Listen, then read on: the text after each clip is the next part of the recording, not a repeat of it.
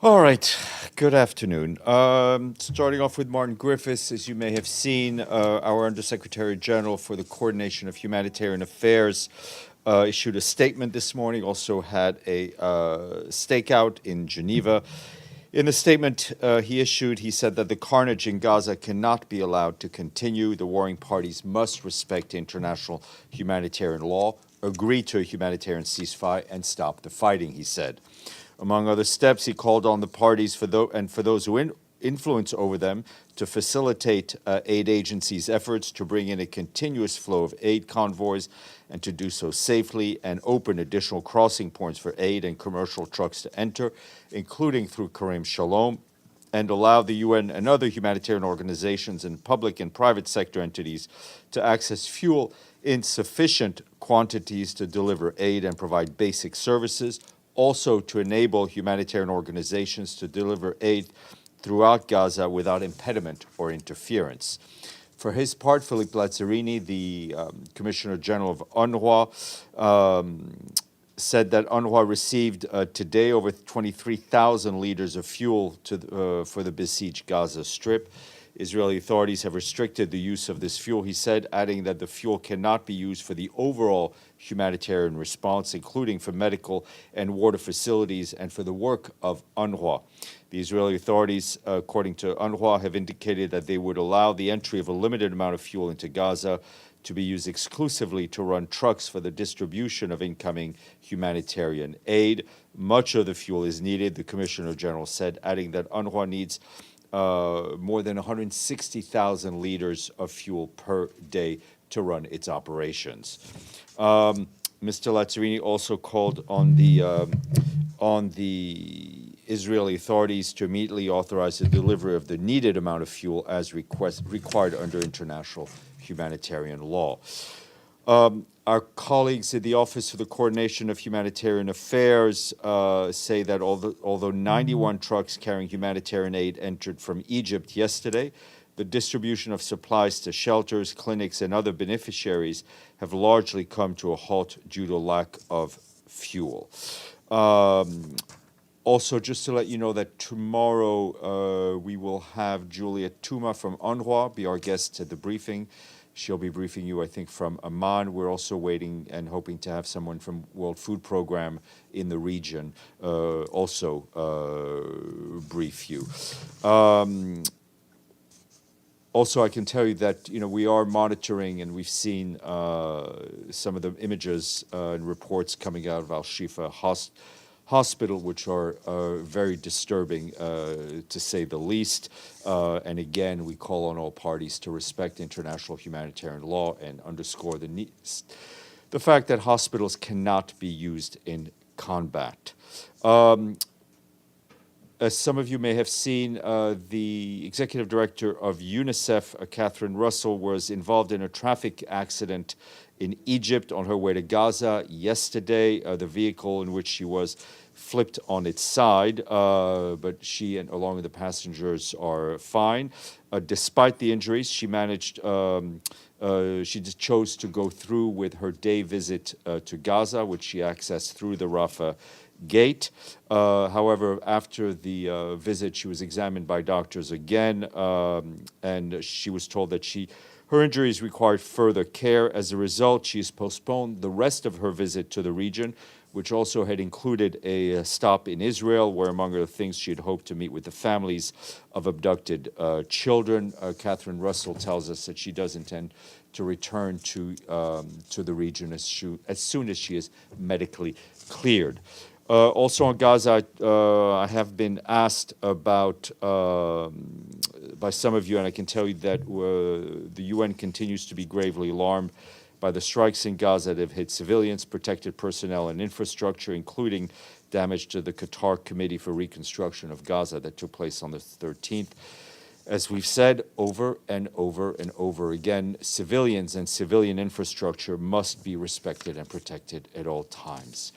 Staying in the region, Hans Grunberg, our special envoy for Yemen, concluded a visit to Saudi Arabia today. today he concluded his visit to Saudi Arabia. He was in Riyadh. He met with the president of the Yemeni Presidential Leadership Council, Rashad al-Alimi, as well as Yemeni officials and members of the Presidential Leadership Council. Discussion focused on the progress of efforts to reach an agreement that addresses some of the deteriorating living conditions in Yemen, established a nationwide ceasefire, and paved the way for an inclusive intra-Yemeni political process under the auspices of the United Nations. Also in a meeting with the Saudi ambassador to Yemen, Mohammed Al-Jaber, Grunberg agreed to the importance of maintaining an enabling environment for the continued constructive dialogue aimed at reaching an inclusive political settlement in the country. Quick update from Madagascar, and I can tell you that the Secretary General is concerned by the ongoing tensions in Madagascar ahead of tomorrow's presidential elections. He urges all political actors to resolve any differences through dialogue and to refrain from any action that could further heighten tensions and polarization. The Secretary General also calls on political leaders, their supporters, and the authorities to reject all forms of threats or incitement to violence and to ensure the full respect for human rights and the rule of law. This morning, as you will have seen, the Security Council renewed the mandate of our peacekeeping mission in the Central African Republic for a further 1 year. And our colleagues on the ground tell us they're continuing their patrols in the town of Pawa in the Limpende prefecture in response to recent intercommunal violence, and they continue to monitor the situation. Just north in Sudan, the Office for the Coordination of Humanitarian Affairs says that the cholera situation in Sudan continues to worsen and that we and our humanitarian partners are scaling up the response to the outbreak, including by supporting the detection and treatment of cases. OCHA says the vaccination campaigns are expected to start in states affected by the outbreak by the end of this month. According to the Federal Ministry of Health, the World Health Organization, nearly 3,000 suspected of cholera, including 89 fatalities, have been reported from 7 states in the country as of Sunday. This is double the number we reported to you just 3 weeks ago. And just to note that about 2/3 of Sudan's population, 2/3, now lacks access to health care, and more than 70% of healthcare facilities in conflict areas are out of service. Since the start of the conflict in April, WHO has verified 60 attacks on healthcare facilities, which, as you know, are violations of international humanitarian law. One last note from the African continent. Our human rights colleagues are following the alarming reports of mass killings that allegedly occurred last week in the center-north region of that country. Between the 5th and the 8th of November, a large number of civilians, mainly children, women, and elderly, were reportedly killed in the village of Zaongo. Our Humanitarian Rights Office in Burkina Faso is continuing to look into what happened, but at this stage, they're unfortunately unable to identify the perpetrators. It is difficult to access the area for security reasons or to speak to witnesses and survivors. Our office there calls on transitional authorities to carry out a thorough, independent, and transparent investigation promptly. The perpetrators of this attack must be brought to justice. And from Myanmar, our humanitarian colleagues tell us that intense fighting between ethnic armed organizations and the Myanmar armed forces has now expanded to the country's northwest, southeast, and Rakhine state. As of yesterday, more than 200,000 people across these areas and regions have been forcibly displaced due to fighting in areas. Your mic is off. Joe, I can hear you. So your mic is on, but it should be off for now. So let me just finish. So as of yesterday, more than 200,000 people across these areas and regions have been forcibly displaced due to fighting and aerial bombardments. Many have also moved towards the border with China in northern Shan province. Across Myanmar, more than 2 million people are now internally displaced and are in need of shelter, food, and basic services. Our colleagues tell us that the blockage of transport routes, disruption in telecommunication services, and the closure of key airports and recent imposition of martial law in multiple states is hindering access for humanitarian aid and humanitarian workers. However, despite these challenges, we, along with our partners, are continuing to provide life-saving assistance to civilians in northern Shan, including cash, food, and other items. In the northwest, southeast, and Rakhine, we're assessing the growing needs and preparing to respond accordingly. Also, an update from Nepal and the earthquake, the response to the earthquake. UN agencies are continuing to provide life-saving assistance to meet the most pressing humanitarian needs of thousands of people affected by the earthquake. We and our partners have now reached some 21,000 people with water.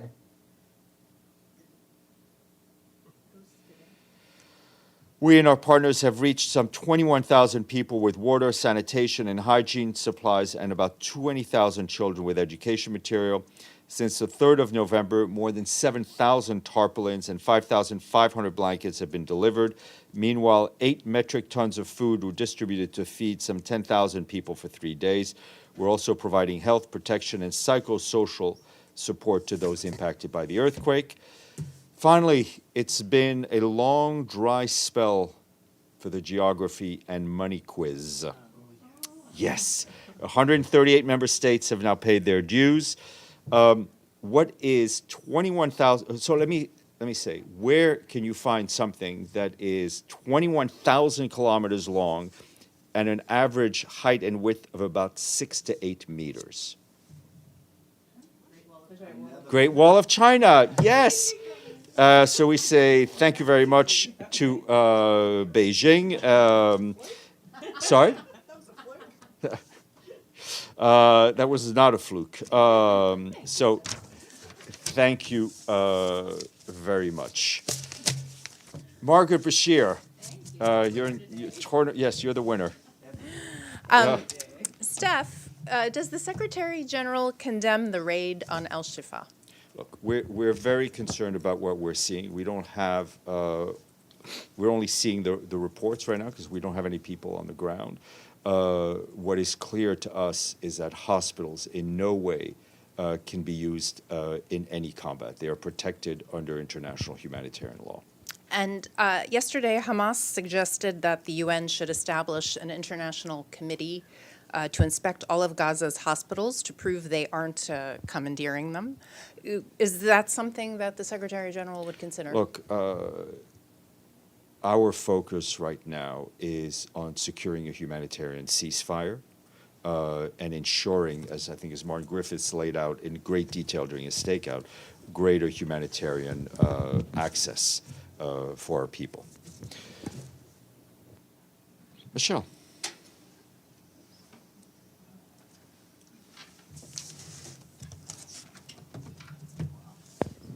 Thank you, Steph. Are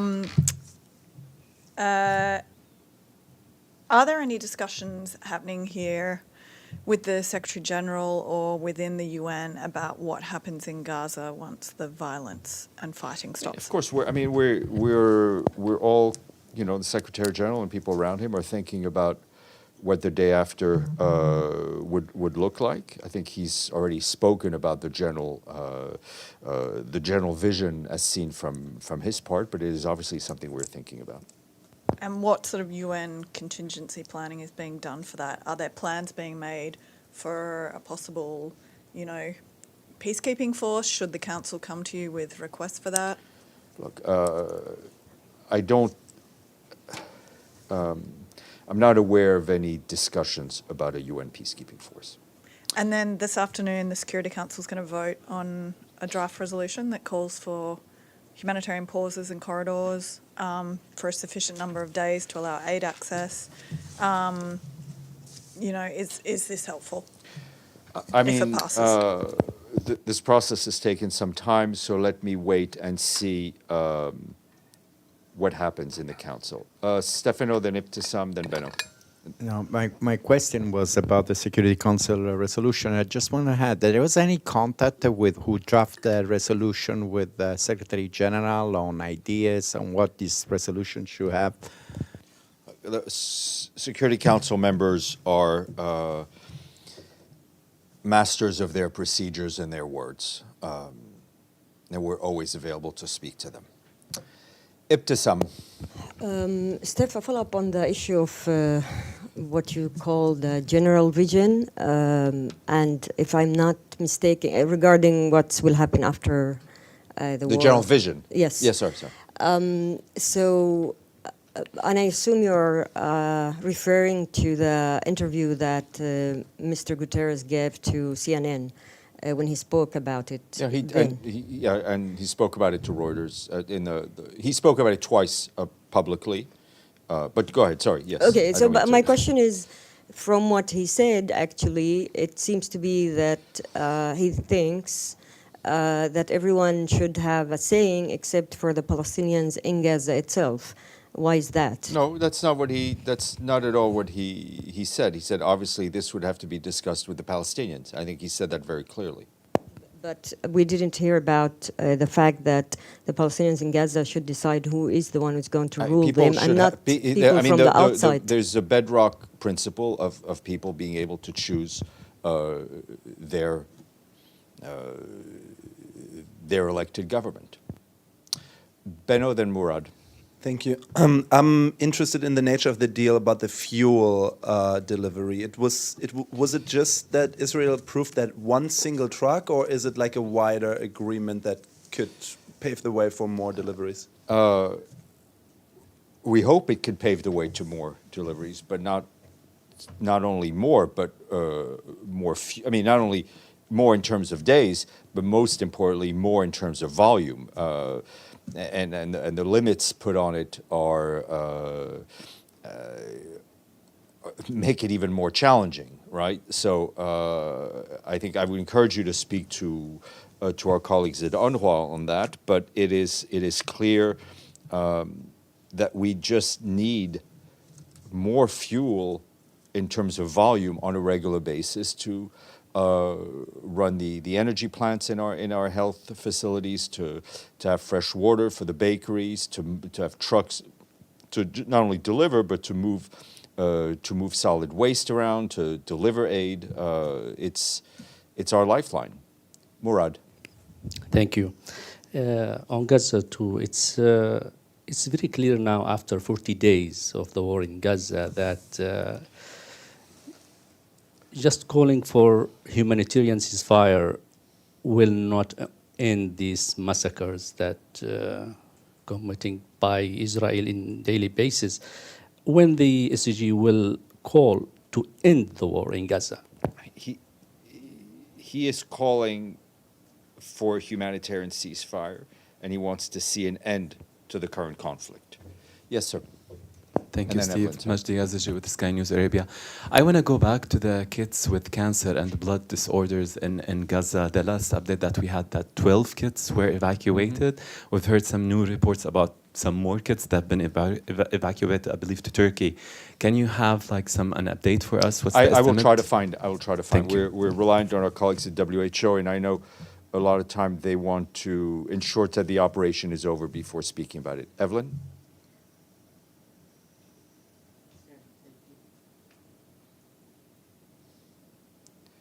Thank you, Stéphane. Additional reports from Israelis have emerged documenting rape in the October 7th Hamas attack. Is rape considered a war crime? And if so, who at the United Nations would weigh in? Or is it just the ICC? Rape is a crime, full stop. There will need to be accountability for all of the atrocities committed. Joe, and then we'll come back to the room. Okay, thank you. I actually have two questions relating to what Martin Griffiths has been saying. The first is, he wrote on X, quote, "The protection of newborns, patients, medical staff, and all civilians must override all other concerns. Hospitals are not battlegrounds." And you've made similar statement today in terms of the not being areas for combat. But according to both Israeli and U.S. intelligence, Hamas has been using hospitals in Gaza for their military purposes for some time. This is true. The hospitals are already battlegrounds. So again, if true, isn't it reasonable to expect that the hospital, is it reasonable to expect that the hospital should still be off limits to the IDF? That's my first question. Well, the answer is what I've said and what Martin has said, is that hospitals should not be battlegrounds, full stop. So I don't, However, I'm just saying, there's no- hospitals should not be battlegrounds. But they Right? are. Parties should not according be, to, parties should not be fighting in a hospital. Hospitals should not be battlegrounds anywhere in the world, full stop. Okay. What is your follow next up on question, that. Joe? Yeah, go ahead. I have to follow up on that because that doesn't really answer the question. If one side is using it and as a military basis and not abiding by what international law requires, doesn't the other side then have a right Joe, to I'm respond? not going to get into a legal argument with you. I'm using, what I'm saying is based on international humanitarian law and based on humanity, right? Hospitals should not be battlegrounds. All right. My second question is, again, this is from Mr. Griffiths' statement yesterday or today. He says, allow the UN, other humanitarian organizations, and public and private sector entities access to fuel in sufficient quantities to deliver aid and provide basic services. So I'm wondering if the reference to public entities would necessarily include Hamas, which is the de facto governing authority in Gaza. He is calling for humanitarian organizations to have access to fuel, and also for the private sector to also restart. No, but again, Joe, I'm not going to elaborate further. He also, Joe, he gave a very extensive stakeout, and they put out the transcript. And he answered some of these questions, and I would encourage you to read the full transcript of his stakeout. All right, thank you. Thank you, Jordan, and then I'll come back to the room gladly. Thank you, Steve. OCHA flash report number 39 issued last night stated that there are 182 Palestinians, including 46 children, were killed in West Bank and East Jerusalem. And I'm just wondering, this is about the peacekeeping mission, UNTSO. They are located actually in Jerusalem, and they have 380 personnel, at least 100 military observers. Those military observers, like, they go on the street of Jerusalem. Are they allowed? And if you can, when you have a chance, give us the latest report they submitted to the United Nations on their work. I would encourage you to look on the interweb and look at the UNTSO webpage. You will see the detail of their mandate, which is very clear in terms of what they do, why they were created, and how they report back. I think everything they do is fairly transparent. It's not there. This is why I'm asking. Well, we will help. We will help you find it, Jordan. Okay. Let's go to two people who have yet to ask questions. We'll go, Yvonne, and then go. Sorry. Apparently, I've lost all authority yet again. Go ahead. Can you give us any more information on the negotiations around Kerem Shalom? Have there been conversations with the UN and the Israelis prior to these more public calls? Yeah, I mean, this is part of the discussions we are having with the Israelis, with the Egyptians, and of course with the support of the U.S.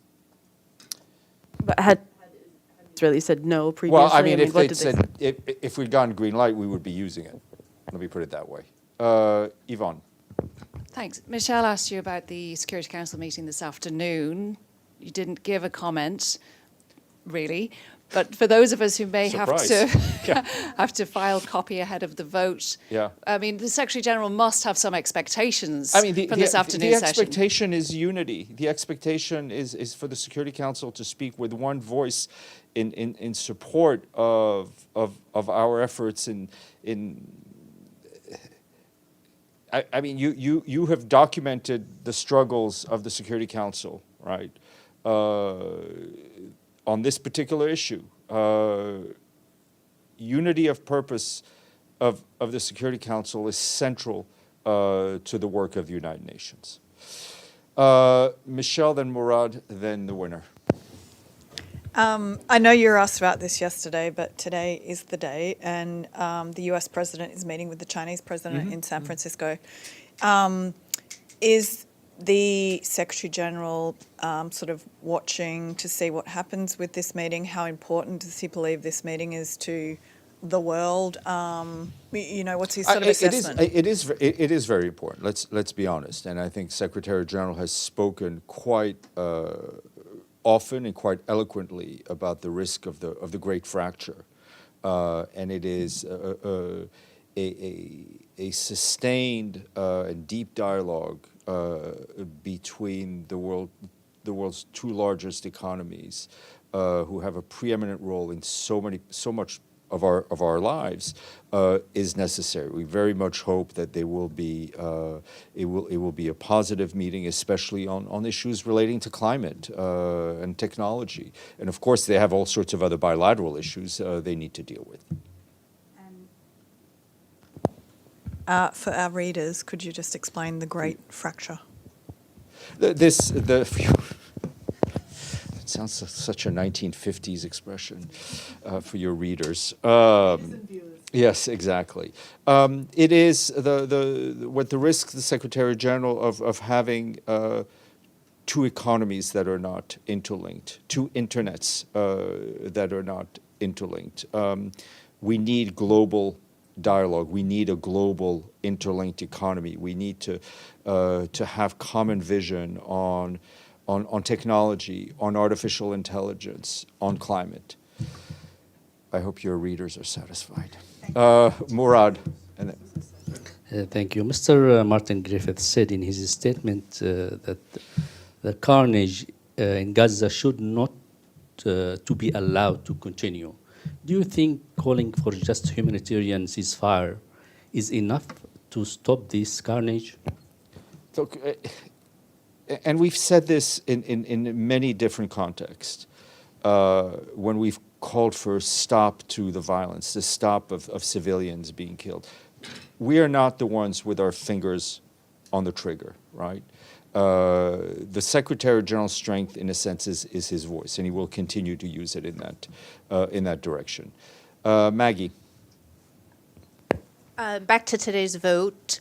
The language in the draft resolution calls for a sufficient number of days for a pause for humanitarians, no specific number. What would be the minimum that UN humanitarians need to do something effective?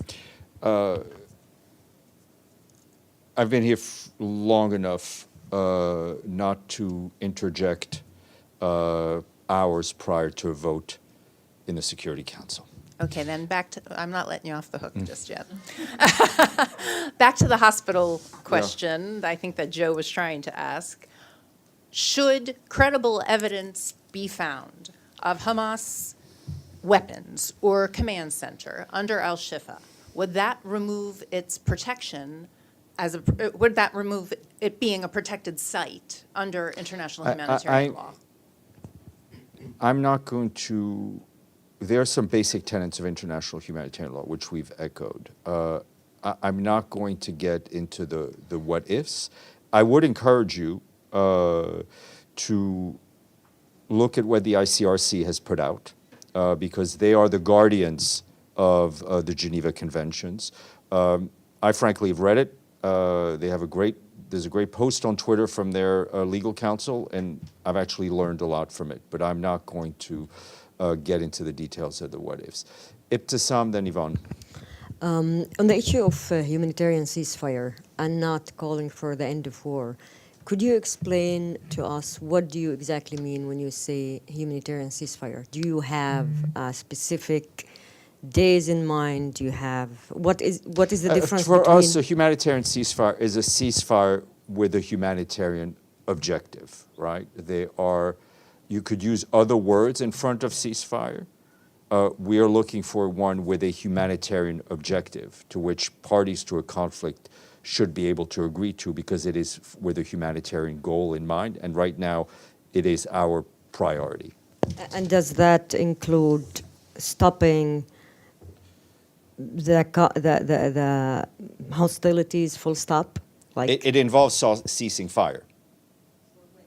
for how long? Well, it needs to be again, I don't want my answer to bleed into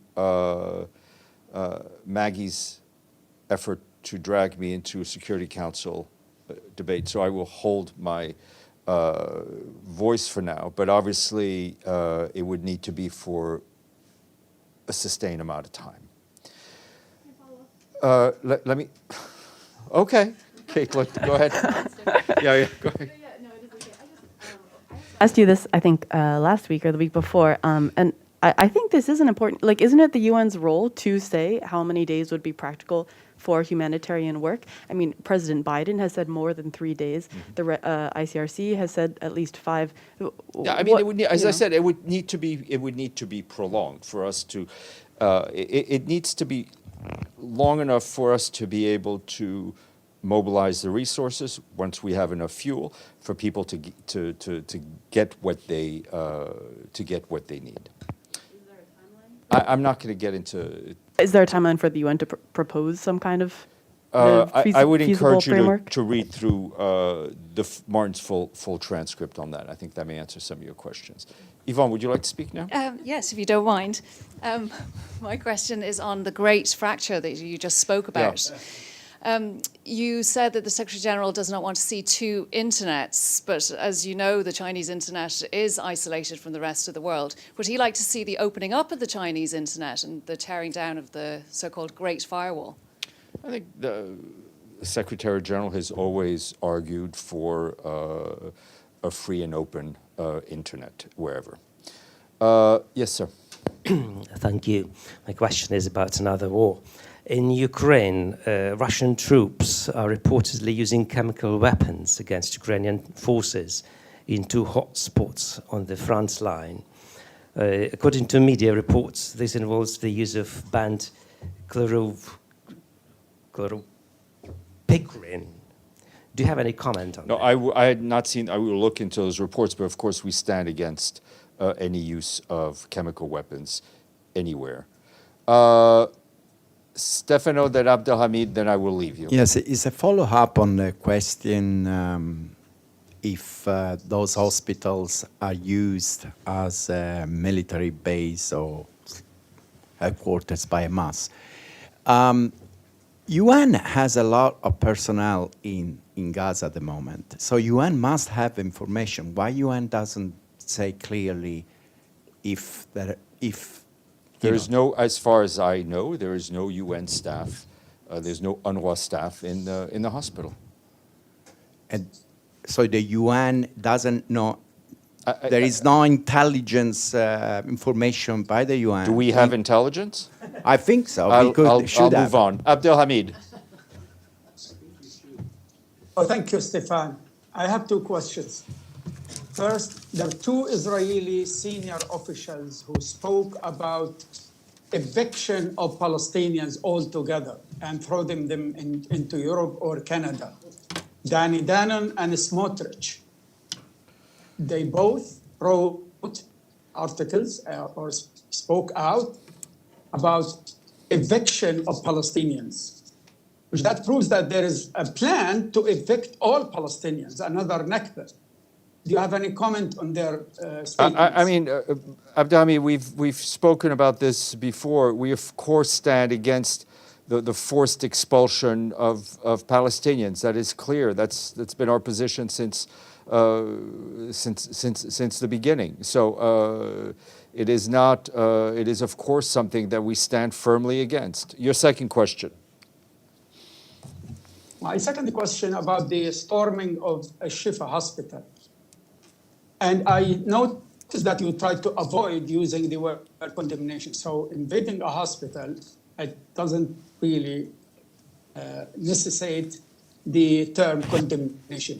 But also the Israelis went down the basement and they found the storage of medical supplies and they they destroyed it. So if they have evidence that Hamas is using this hospital, do you think they will wait until now not to show it to the world the way they did with Ramtisi Hospital? Abdelhamid, I understand your emotions, but it's obviously a question I'm not able to answer. Thank you. Monica, please. Thank you.